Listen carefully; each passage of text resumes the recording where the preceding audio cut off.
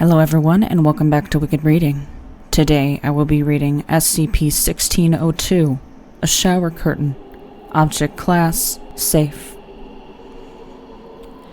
SCP-1602 is a plastic shower curtain. When spread and placed in a room with a single human subject, SCP-1602 will enter its active state, and an extra-dimensional space containing SCP-1602-Alpha will be generated behind SCP-1602.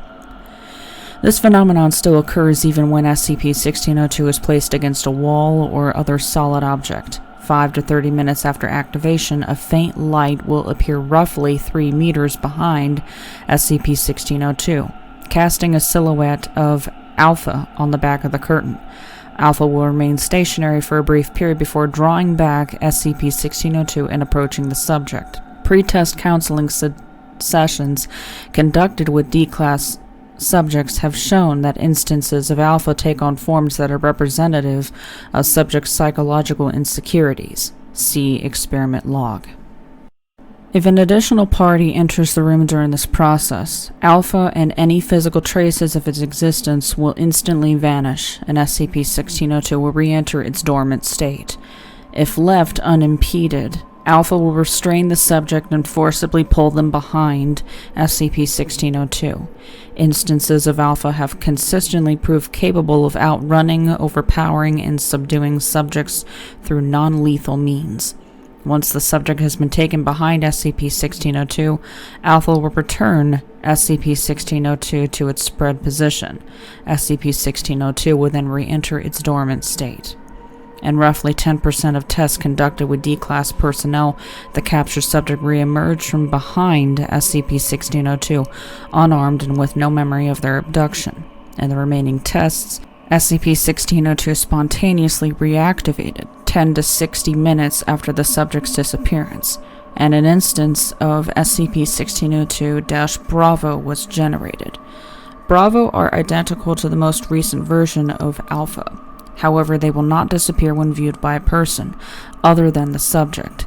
Bravo can be easily terminated with a standard firearm, even when Bravo possesses no visible means of animation. SCP-1602 was retrieved on the 13th of August 1988 from a hotel in South Dakota.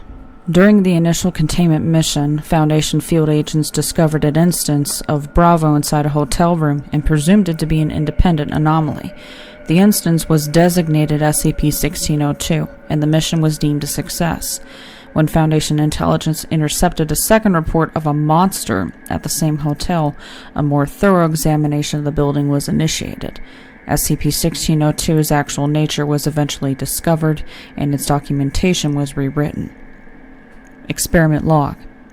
Test 1602-5. Subject D-1602-5. Male, age 20. During conversations with on-site counselor Dr.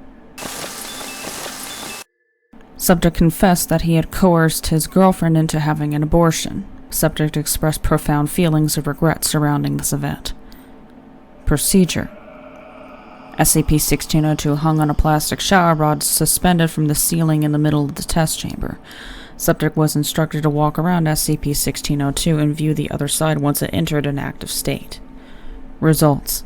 SCP-1602 entered an active state after approximately 5 minutes, consistent with activation time in previous tests.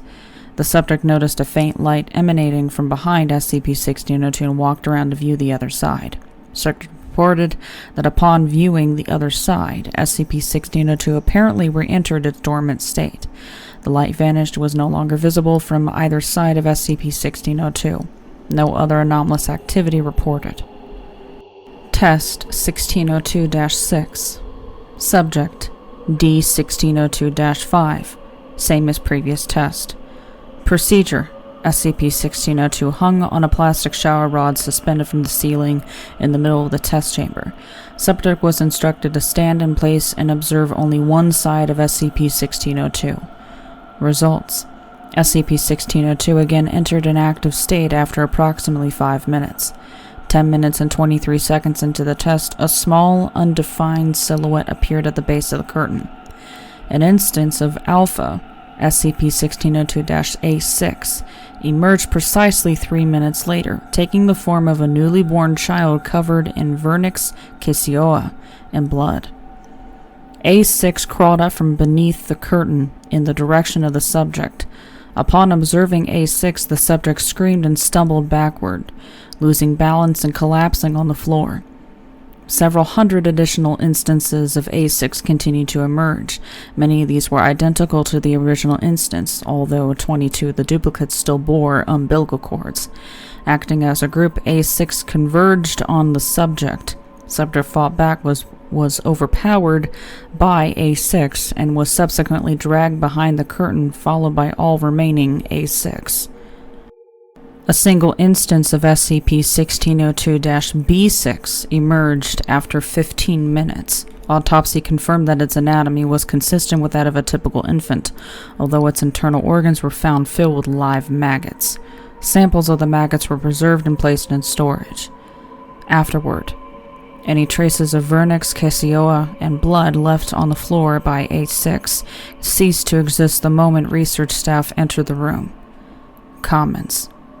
The presence of multiple instances of alpha at one time suggests that alpha are entities generated each time SCP-1602 enters an active state, rather than a single entity that assumes different forms, as had been previously theorized. Dr. Lindquist.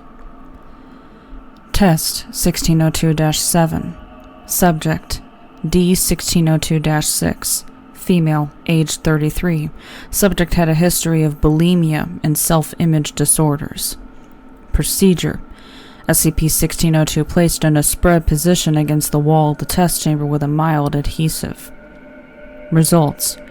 Subject exhibited high levels of anxiety and panic upon SCP-1602 entering its active state, repeating the phrase, "I can't do this."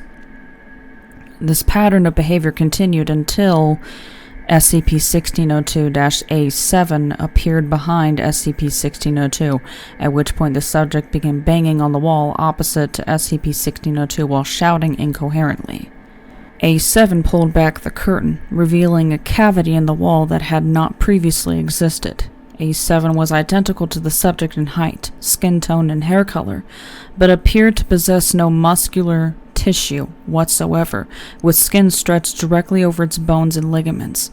Lack of musculature notwithstanding, A7 still possessed a high level of mobility and strength, grabbing the subject by the ankles and pulling them behind the curtain.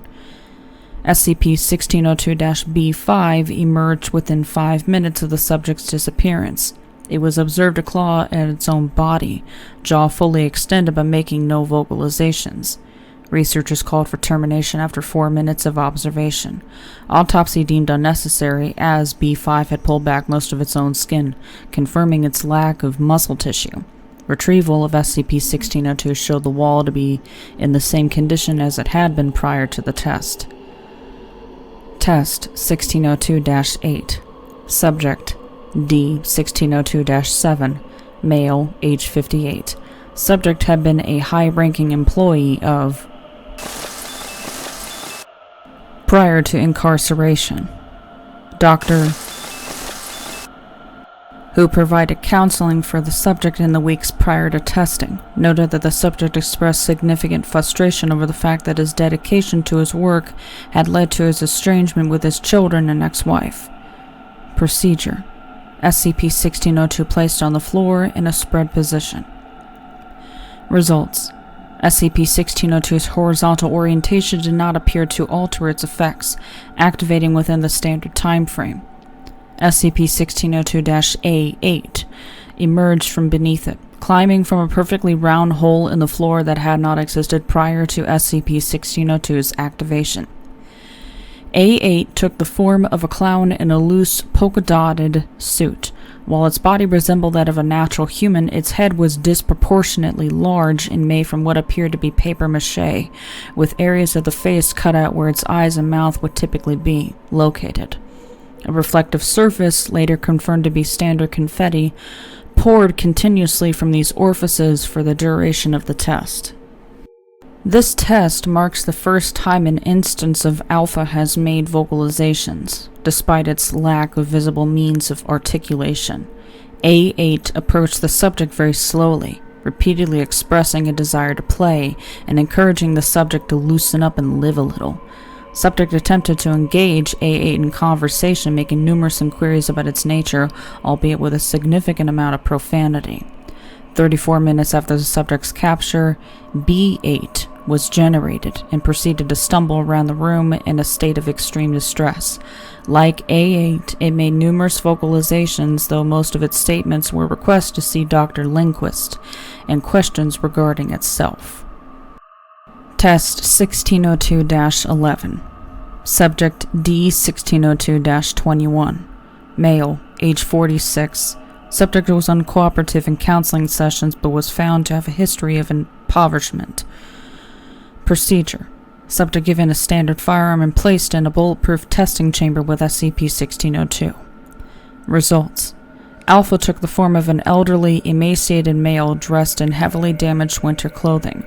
The subject fired several rounds of ammunition which had no visible effect on Alpha. The subject was subdued and brought behind SCP-1602, as in previous tests. No activity was detected from SCP-1602 for 2 hours, after which the subject re-emerged, apparently unharmed and visibly damp. When interviewed, the subject claimed that he had simply taken a shower, describing the experience as pleasant and cleansing. Testing is ongoing. Special Containment Procedures. As it only exhibits anomalous qualities when spread out, SCP-1602 must remain folded a minimum of 5 times when not undergoing testing. When SCP-1602 is removed from its container to undergo testing or cleaning, no fewer than 3 personnel are to be in a room with it at any given time. It is currently kept at Storage Site-49 inside a standard containment locker. Researchers seeking to conduct additional tests involving SCP-1602 must have written approval from a Level 3 staff member before removing the item from containment. Instances of SCP-1602-Bravo are to be terminated by security personnel after researchers have made sufficient notes regarding its behavior. All remains are to be preserved and placed in storage.